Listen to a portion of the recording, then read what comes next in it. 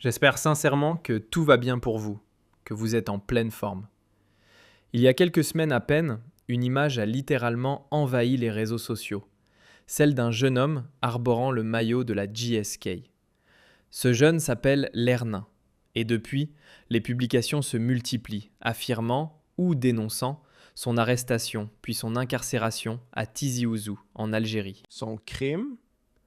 Avoir porté le maillot de l'équipe nationale marocaine pendant une rencontre opposant la GSK à un club algérien. La photo que vous avez sous les yeux a fait le tour des plateformes numériques. Elle s'inscrit dans une vague de messages assurant qu'il aurait été arrêté, placé en détention, jugé et même condamné à de la prison ferme. Et tout cela simplement pour avoir enfilé le maillot du Maroc. Les faits auraient eu lieu pendant la Coupe d'Afrique des Nations 2025, celle qui s'est déroulée du 21 décembre 2025 au 18 janvier 2026. Une période déjà chargée en émotions et qui visiblement n'a pas manqué d'alimenter la polémique. Aucun média algérien n'en a parlé. Je dis bien qu'aucun média algérien n'en a parlé. Et pourtant, sur les réseaux sociaux, ces affiches ont inondé Facebook, TikTok, Instagram et un petit peu YouTube. Ces affiches, ces publications nous apprennent que Lernin, âgé de 22 ans, originaire de Msba dans la commune de Bni Doualazou, aurait été condamné à 2 ans de prison ferme pour avoir porté le maillot de l'équipe nationale du Maroc en allant voir un match de la GSK au stade Hussein Ahmed de Tizi Ouzou. Indignation. L'opinion publique est scandalisée. Le football n'est pas un crime. L'injustice suit. Des appels à la libération se sont multipliés, ont été rapidement diffusés sur les réseaux sociaux et cette histoire a fait le tour du monde. Personne n'a voulu d'ailleurs ni l'infirmer ni la confirmer. Au départ, beaucoup ont dit qu'il s'agissait d'une fake news propagée par des médias marocains. Beaucoup ont affirmé que des médias marocains avaient inventé cette histoire parce qu'elle a été médiatisée uniquement au Maroc. Pour des raisons que vous pouvez comprendre, puisqu'il s'agit d'une affaire qui implique le Maroc et qui a causé du tort à un jeune Algérien pour avoir entretenu un lien avec le Maroc, à savoir en portant le maillot de l'équipe nationale du Maroc. Ces sources, ces médias marocains se seraient emparés de cette histoire pour épingler l'Algérie, pour s'attaquer aux autorités algériennes, pour dénigrer l'Algérie. Et pour certains Algériens, cette information est fausse. Elle serait simplement une fake news utilisée par la presse marocaine, comme d'autres fake news, pour nuire à la réputation et porter préjudice à l'image et à l'honneur de l'Algérie. Et pourtant, cette information est malheureusement vraie. La première source qui a parlé de l'arrestation, la voilà, c'est Mouachala. Mouachala, vous voyez sa page Facebook, c'était le 11 janvier. Le 7 janvier, si je ne me trompe pas. Est-ce que l'on peut juste agrandir l'image pour voir la date plus exactement? Normalement, c'était le 7 janvier 2026. C'est elle qui a parlé de cette affaire la première, avant que les médias marocains, avant que les réseaux sociaux n'en parlent, etc. Madame Chebala est connue à Alger, en Algérie, comme étant l'épouse de Firas. Firas, l'un des activistes politiques les plus en vue depuis la crise politique de 2019. Ancien président et leader du MDS, Mouvement pour la démocratie et la société, qui a été arrêté à maintes reprises et qui a été condamné à la prison ferme, qui a été emprisonné. Firas est l'un des opposants les plus virulents en Algérie, les plus engagés. Son épouse, Mouachebala, qui a été elle aussi arrêtée avec lui à plusieurs reprises et qui a même fait l'objet de plusieurs poursuites judiciaires pour des délits d'opinion, c'est elle qui a partagé pour la première fois cette information. Mais Saouda Chebala est originaire du même village, selon nos investigations, que Lernin.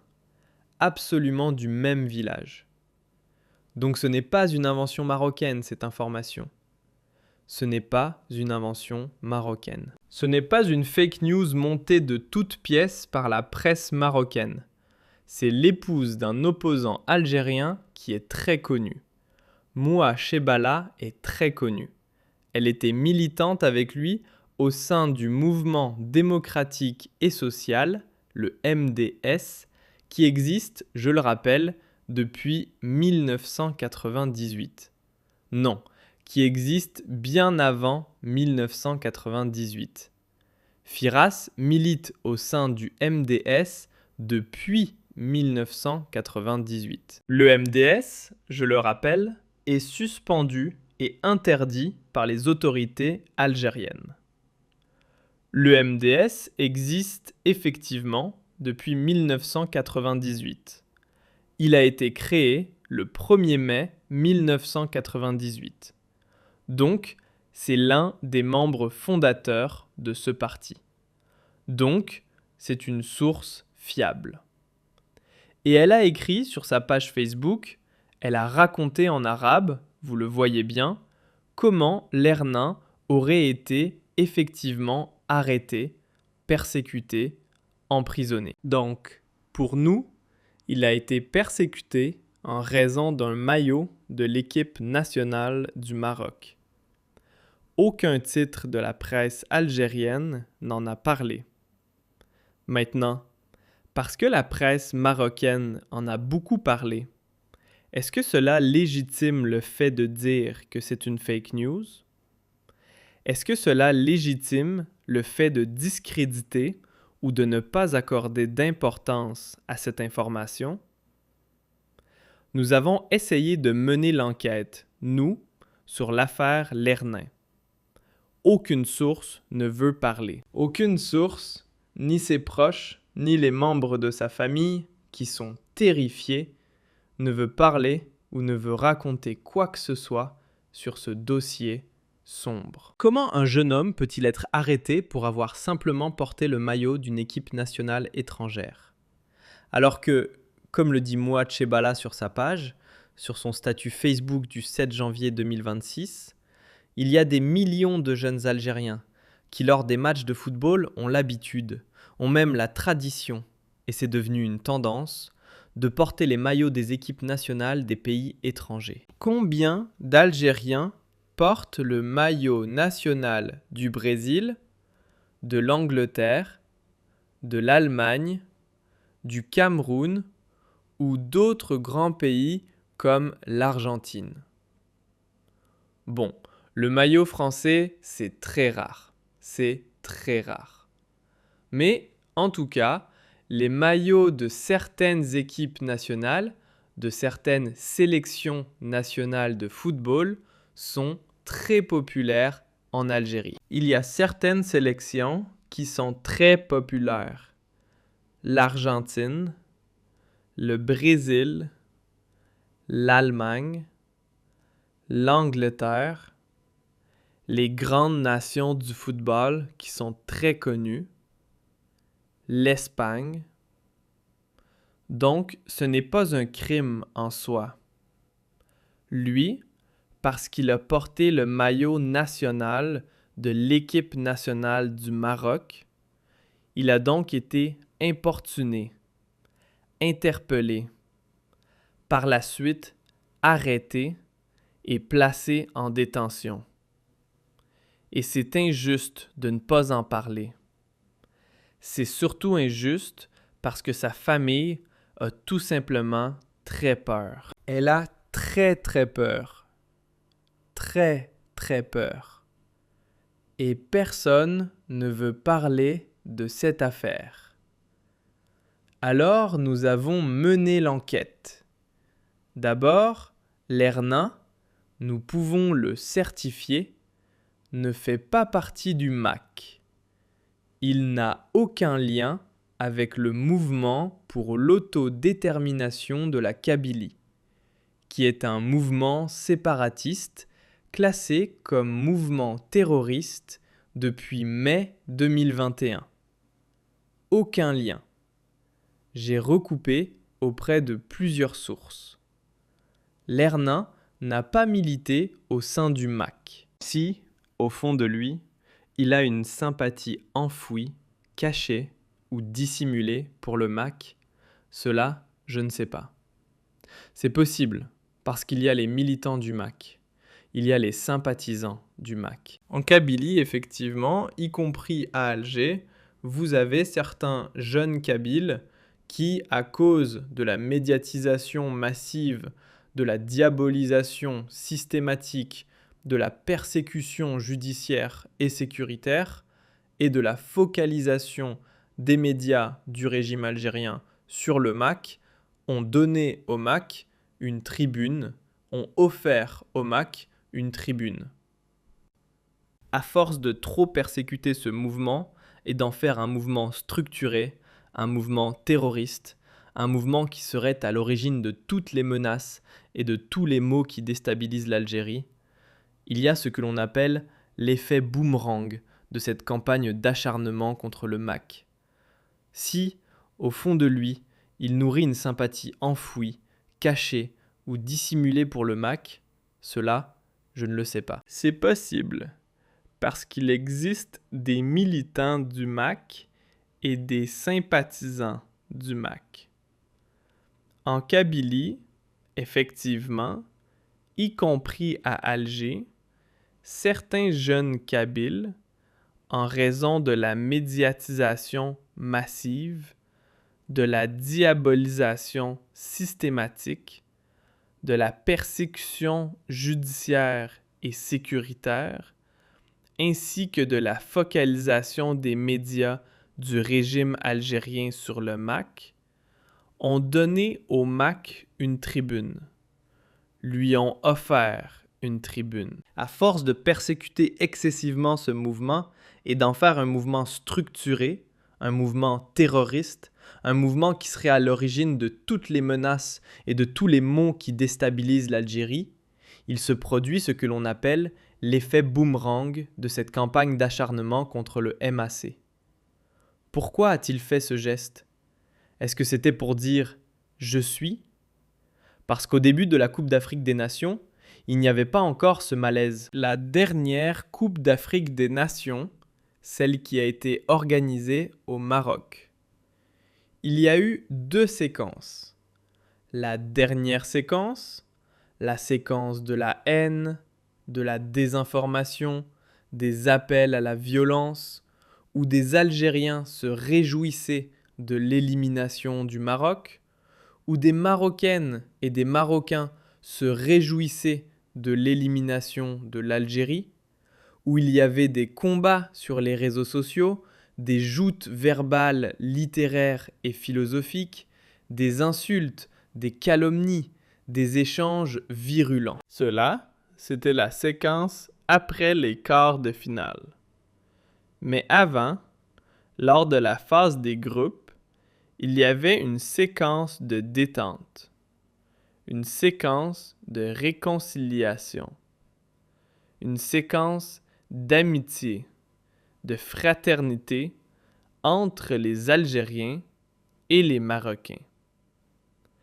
Parce que les Algériens, quand ils sont partis au Maroc, ont été bien accueillis les premiers jours, cela s'est bien passé, il n'y avait pas eu de problème, il n'y avait pas eu de tension. Donc en Algérie, certains jeunes Algériens voulaient surfer sur cette ferveur d'amitié et de fraternité entre l'Algérie et le Maroc pour témoigner leur affection ou leur amitié à l'égard du Maroc. Il est probable que Lernin ait recouru à ce geste, porter le maillot du Maroc, pour témoigner d'une certaine amitié, je dis bien pour témoigner d'une certaine amitié envers le Maroc. C'est possible. Mais malheureusement, ni lui ne peut s'exprimer parce qu'il est en détention. Ni ses proches, ni son entourage n'ont envie de parler parce qu'ils sont terrifiés. Ils ont peur. Quoi qu'il arrive, ce n'est pas un militant du MAC. Il n'a pas porté le maillot du Maroc pour menacer l'intégrité territoriale du pays ou pour dire non à l'unité nationale. En soi, est-ce que porter le maillot national du Maroc est un crime ? Il y a des Algériens, il y a des Marocaines et des Marocains qui ont porté le maillot de l'Algérie à certaines occasions. On a vu, au début de la Coupe d'Afrique des Nations, des Marocains au Maroc qui ont manifesté leur joie avec les supporters algériens, qui ont soutenu les supporters algériens, qui ont même porté le maillot de l'Algérie. Est-ce que c'est une raison de les emprisonner ou de les incarcérer? Le maillot du Maroc, c'est le symbole, l'emblème d'une équipe nationale de football, et non pas d'un parti politique, ni du régime marocain, ni de l'armée marocaine. Pas du tout, pas du tout. C'est une équipe nationale de football d'un pays voisin avec lequel nous avons des liens historiques et des liens géographiques indéniables et incontestables. Donc, en aucun cas, sur le plan juridique comme sur le plan moral, porter le maillot d'une équipe étrangère est une trahison ou une menace à l'ordre public de son pays. Ça, c'est la logique. Ça, c'est la rationalité. Et malheureusement, cette histoire concernant l'Hernin, personne n'en a parlé.